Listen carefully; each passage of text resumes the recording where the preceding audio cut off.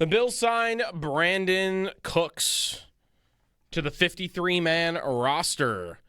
He was released by the Saints. There was a whole weird story about how he was trying to get his release, and New Orleans was willing to grant it, but they were trying to move money in ways that would make him less appealing on waivers so that he could get to a contender, and that became a whole controversy because there was collusion talks.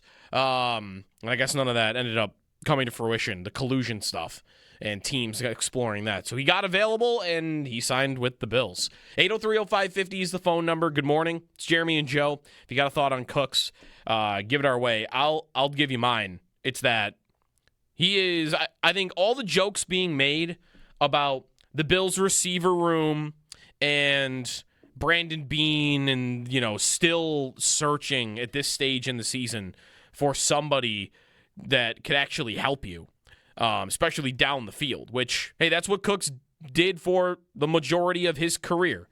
That was his thing. He was a downfield vertical threat, really fast. He came into the league with a 4.33 40 time. He's always been a good player.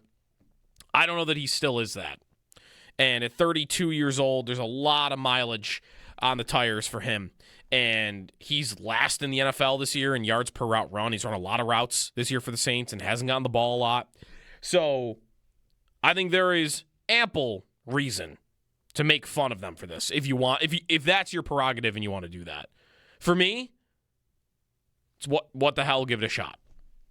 I don't see the downside of it, I guess, is why. So again, if it's worth mocking because this is the state of the receiver room, that's different to me than should they have done this. Yeah, you should have.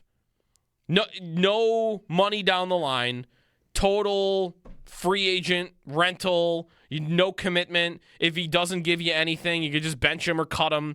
So there's really no downside. And the upside, I guess, would be he's got anything left in the tank. And he's got anything left in the tank doing the things that made him such a great player